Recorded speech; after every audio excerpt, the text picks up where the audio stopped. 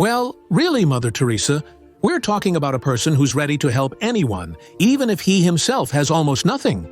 But few people know that this philanthropist was actually a religious fanatic, lacking compassion. And also, according to various estimates, Mother Teresa earned between $3 and $5 billion for the Catholic Church. Let's figure it out. Poverty, disease, disasters. Mother Teresa appeared at every more or less significant event, whispered words of comfort, fed people with a spoon, and called for prayer. But there was no real help. Here's a bit of interesting chronology. In 1963, in Skopje, the capital of Macedonia, there was an earthquake. More than 1,000 people died, and 3/4 of the buildings were destroyed. Mother Teresa blessed the staff of the American military hospital who were leaving for the capital of Macedonia, but she didn't allocate a single penny from her foundation to her hometown. The Americans stayed in the devastated Skopje for 15 days. 10 of those were spent setting up and dismantling the hospital, and 5 were for photo sessions. By the way, 500 Soviet military engineers worked in Macedonia for a year and a half back in 1984. At the chemical plant of an American company located in the Indian city of Bhopal, a tank containing 60,000 liters of toxic substances exploded. 4,000 people died immediately, 21,000 died within a few days, and almost 600,000 were affected. A disaster comparable to Chernobyl. Mother Teresa urgently came to the city and explained to the residents, "This is God's punishment, so you must accept it and pray." She managed to stop the protests against the company. A few years later, the management paid almost $500 million to the families of the victims. No American employee was held accountable for the accident.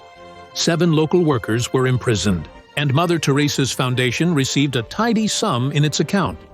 In 1988, Mother Teresa visited Spitak, Armenia, after the earthquake, which was widely covered in the press.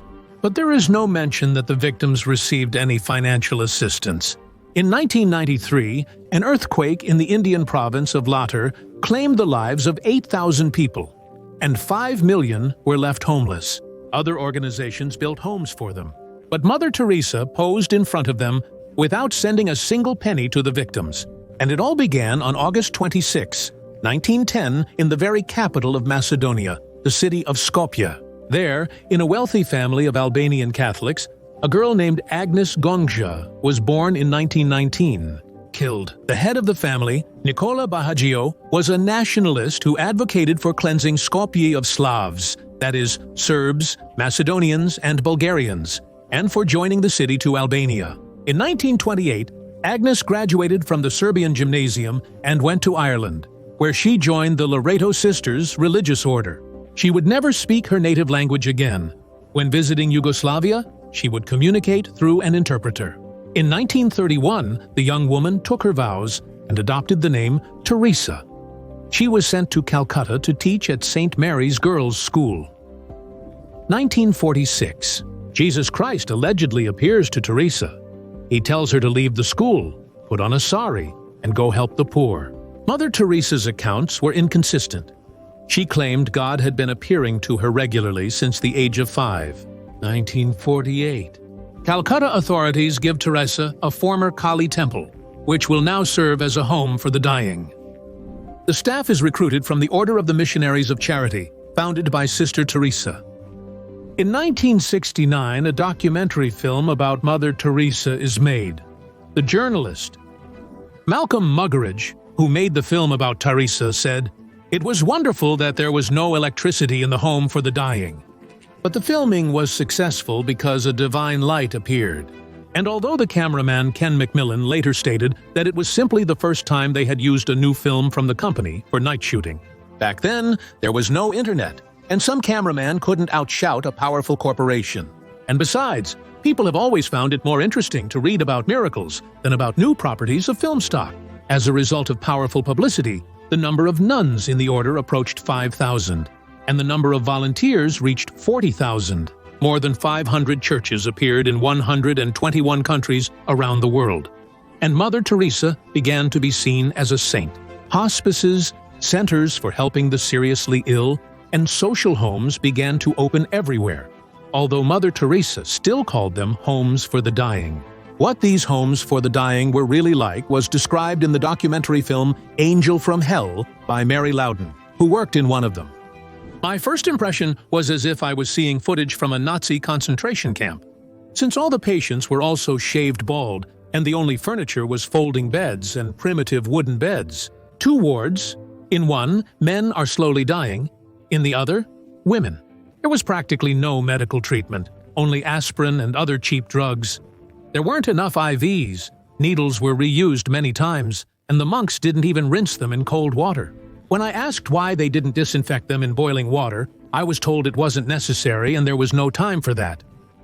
I remember a 15-year-old boy who initially had regular kidney pain, but he kept getting worse and worse because he wasn't given antibiotics, and later he needed surgery.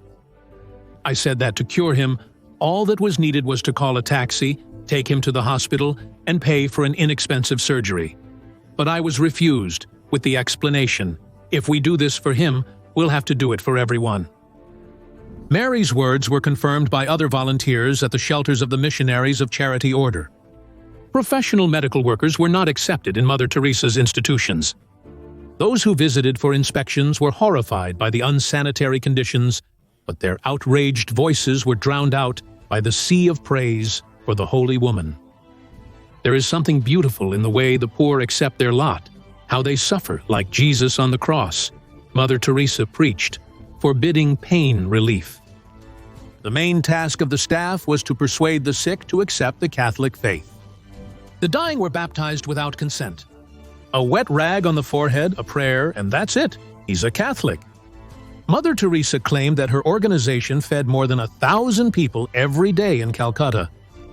According to Arup Chatterjee, a doctor who investigated Mother Teresa's activities, there were only 3 soup kitchens, and they could feed a maximum of 100 people. Moreover, the gruel was given only to those who had food ration cards. It was impossible for non-Christians to get them.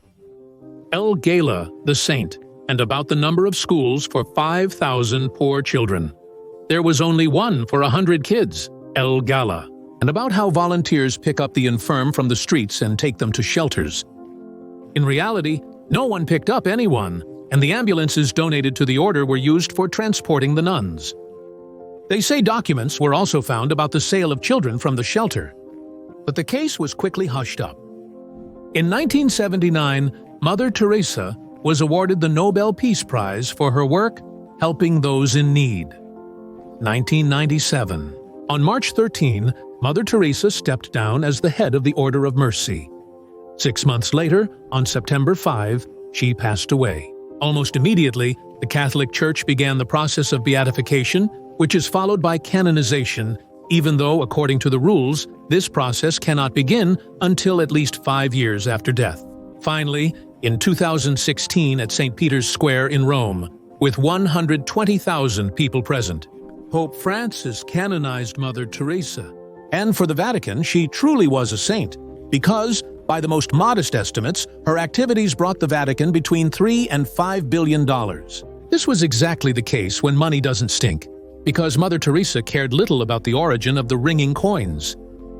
In 1981, $1.5 million were given to Teresa by Jean-Claude Duvalier, the president of Haiti, a dictator. Nowhere have I seen such closeness between the poor and the head of state, Mother Teresa hypocritically declared. Jean-Claude Duvalier came to power 10 years before Mother Teresa's visit, at the age of 19, after the death of his father, the dictator. At that time, Haiti was the poorest country in the Western Hemisphere, where corruption and disease flourished, and where the Duvalier family committed tens of thousands of overt and covert political murders. She clearly liked the Republic of Haiti and its leaders, and in 1983 she visited them again. This time after stating that she was captivated by Duvalier's love for his people and that the people reciprocated him fully. She was awarded the country's highest honor, the Order of the Legion of Glory, and received another $1 million. The mutual love in Haiti ended 3 years later, when the people overthrew their beloved dictator, and he repaid his beloved people by stealing hundreds of millions of dollars from them and fleeing with the money to his residence on the French Riviera. She also received money from Yasser Arafat, whom she met in Lebanon. The order's account was replenished. After Teresa's visit to Albania, she had a pleasant conversation with the country's leader, Ramiz Alia, and then laid a wreath at the grave of his predecessor, the communist Enver Hoxha, who declared his country the world's first atheist state. He closed all the churches and persecuted the priests. Executions of clergy of all faiths continued throughout his rule. But none of this stopped Sister Teresa from laying a wreath at Enver Hoxha's grave and saying many words of praise about him. Later, Agnes Bahaju visited Enver's widow. About the new leader of Albania, she said that she was happy for her people to have such a leader. Albanians failed to appreciate their happiness, and in 1992 Ramiz Alia was removed from power, and a year later he was sent to prison. British media tycoon Robert Maxwell stole $600 million from his employees' pension fund and sent part of it to Mother Teresa. American businessman Charles Keating, who also embezzled money from the fund's depositors, gave the saint $1.25 million out of his $252 million. When he was imprisoned, Teresa asked for leniency, and prosecutor Paul Turley suggested that she return the stolen money to its rightful owners. That was the end of their correspondence. By befriending Indira Gandhi, Teresa managed to have her religious order exempted from inspections. To journalists who asked uncomfortable questions about the use of funds, she advised them to talk to God. Shortly before her death, documents surfaced showing that only about 7% of donations went to charity. The rest, including Teresa's Nobel Prize, was sent to the Vatican Bank in Rome and spent on the needs of the Catholic Church. What did this person believe in? Mother Teresa, as a proper Catholic, was against abortions and divorces. But when it came to people she was friends with and from whom she could benefit, her position changed. She supported Indira Gandhi in the forced sterilization of the poor and called Princess Diana's decision to divorce Charles the only right one, since love had left the family. Teresa also demanded to ban contraceptives, the argument that they protect not only from conception but also from certain diseases. She did not accept acquired immunodeficiency syndrome as just retribution for improper behavior, she claimed. Mother Teresa preferred to travel around the world by private jets or first class, and often the flights were paid for by the airlines themselves. Teresa did not want to solve her health problems in her own centers, preferring clinics in the United States of America, Italy, and India. She stated that she could not afford a cataract removal surgery costing $6,500 at St. Francis Clinic in Pittsburgh. A year later, she underwent surgery at the New York Medical Center, which was even more costly. During her heart surgery, Teresa never refused painkillers in order to suffer like Jesus. She spent the last months of her life in a room filled with modern equipment. Interestingly, the Catholic Church can canonize a person if they have performed a miracle, which turned out to be not so easy to find. At first, they tried to declare the disappearance of a malignant 17-centimeter tumor in the stomach of an Indian woman, Monica Bezra, as such a miracle. Supposedly, on the anniversary of Mother Teresa's death, the woman's sister placed a medallion that had touched the future saint's body at her funeral on the patient's stomach, prayed, and soon the tumor disappeared. The healed woman's husband admitted his wife had an ovarian cyst, not cancer, and doctors cured her. Mother Teresa's canonization was postponed until a more suitable miracle was found. A resident of Brazil, Marcílio Haddad Andrino, suffered from brain cancer. His wife, Fernanda, prayed to Mother Teresa, and everything went away. Doctors were not involved in this story, so it was impossible to confirm or refute it. That's what Mother Teresa is like. So now, if you hear the phrase, "Well, she's just like Mother Teresa," you'll immediately remember how ambiguous it sounds.